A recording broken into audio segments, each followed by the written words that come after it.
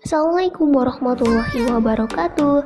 Saya Rahma Alia Anzani membuat video ini dalam rangka memenuhi tugas dari matkul ilmu pendidikan Islam yang diampu oleh Bapak Dr. Haji Muhammad Rokib MAG. Nah, kali ini saya akan membahas tentang pondok pesantren Al-Hikmah yang berada di Desa Benda, Kecamatan Sirampok, Kabupaten Brebes, Provinsi Jawa Tengah. Pondok ini didirikan oleh seorang kiai bersama Kiai Haji Khalil bin Mahali sekitar tahun 1911.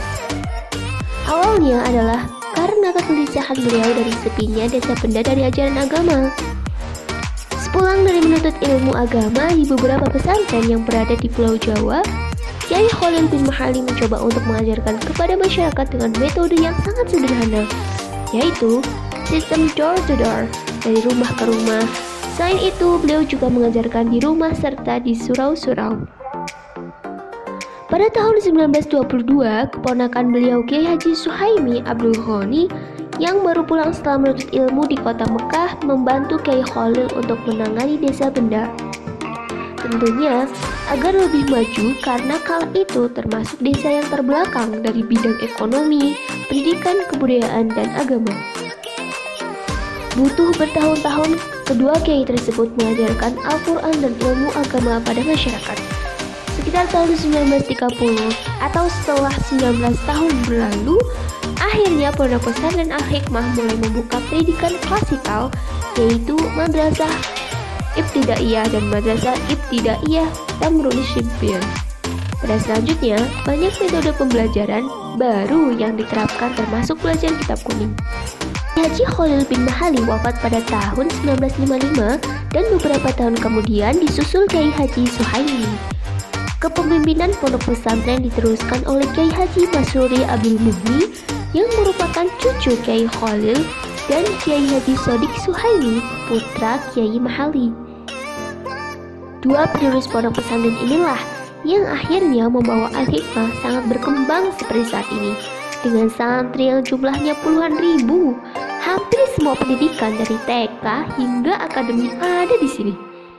Pondok pesantren yang dulu hanya ada putra dan putri, sekarang terbagi dua yayasan, yaitu Al-Hikmah 1 dan Al-Hikmah 2. Di mana Al-Hikmah 1 diasuh oleh Kiai Haji Sodik Suhaimi dan putranya Kiai Haji Labib Sodik Suhaimi yang tak lain adalah mantu dari Kiai Masruri, dan Al-Hikmah 2 diasuh oleh Kiai Haji Masruri Abdul Muhni. Dari kedua Al-Hikmah tersebut, berbagai macam tingkatan pendidikan ada di sini. Pengelompokan santri putra dan santri putri juga dihilangkan. Pada keduanya saat ini terdapat santri putra maupun putri. Saat ini Pondok Pesantren Al-Hikmah Benda memiliki beberapa komplek seperti Komplek Masjid Jami Al-Hikmah, Komplek Ibnu Mas'ud, Komplek Khufat, Komplek Masjid An-Nur, Komplek Al-Hasan dan Al-Husain, Darul Ghuraba, dan masih banyak komplek-komplek lainnya. Kiai Masruri sangat disegani dan dihormati oleh masyarakat sekitar, selain karena keilmuan beliau, tapi juga karena jiwa kepemimpinannya. Kiai Masruri menjabat sebagai Rois Syariah Pengurus Wilayah Nahdlatul Ulama Jawa Tengah, PWNU, Ketua Majelis Ulama Indonesia MUI Kabupaten Brebes, juga Ketua Dewan Pengawas Masjid Agung Jawa Tengah, MAJT. Kiai Masruri atau yang biasa dipanggil Abah Yai wafat di Rumah Sakit Al-Ansor Kota Madinah, Saudi Arabia pada tanggal 20 November 2011. Berbicara tentang Pondok Pesantren Al-Hikmah tentunya tidak lepas dari tokoh-tokoh yang sangat luar biasa. Salah satu tokoh luar biasanya yaitu Abah Mulhaz Hashim. Lahir di desa Winduaji, Kecamatan Paguyangan, Kabupaten Brebes, adalah putra dari pasangan Haji Muhammad Hashim dan Ibu Hajah Khaidatul Khairiyah. Beliau adalah putra kedua dari 14 bersaudara, yang 10 saudara seayah seibu dan yang 4 saudara seayah saja. Beliau lahir pada 7 Oktober 1963. Sejak umur 6 tahun beliau sekolah di SD Winduaji 1, dan sejak umur itulah beliau tiap sore dan malam harinya aktif mengaji pada Kiai Musni dan Abah Kiai Syuaib Nuh. Setelah lulus SD, beliau melanjutkan sekolah di SMP Bustanul Ulum Bumiayu, tapi cuma sebentar karena merasa tidak betah dan ingin belajar di pondok pesantren.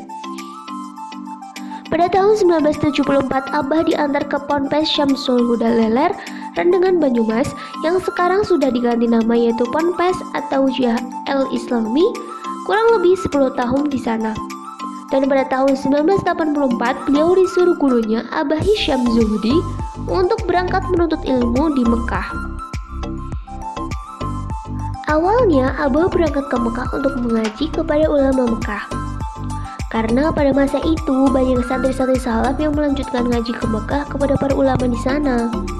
Tapi karena visa yang digunakan adalah visa umroh dan masa berlakunya hanya 1 bulan, Abah disarankan oleh teman-temannya saat itu di Mekah termasuk Abah Tour dan Abah Anam Leler untuk mendaftarkan diri di Ma'had Al-Azhar Kairo. Karena selain pendaftarannya mudah dan tidak ada kewajiban berangkat untuk sekolah, sehingga Abah bisa dapat visa Mesir dan mudah untuk ke Mekah.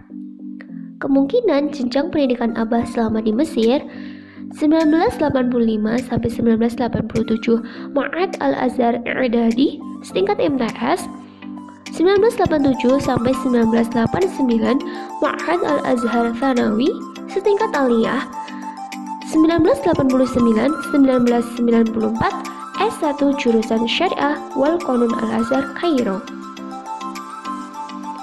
Tahun 1990 sampai dengan 1994 adalah periode di mana Abah Muhlas dan Abah Solah menjadi teman akrab satu kamar di daerah Hujun Mekah, dan pada akhirnya Abah Solah meminta Abah Muhlas untuk menjadi adik iparnya. Sehingga panggilan Abah Muhlas ke Abah Solah adalah Mas Solah. Demikianlah video singkat mengenai profil dari Pondok Pesantren Al-Hikmah dan juga salah satu tokoh yang sangat berpengaruhnya, yaitu Kiai Haji Muhlas Hashim. Mohon maaf atas segala kekurangan. Akhirul kalam, wassalamualaikum warahmatullahi wabarakatuh.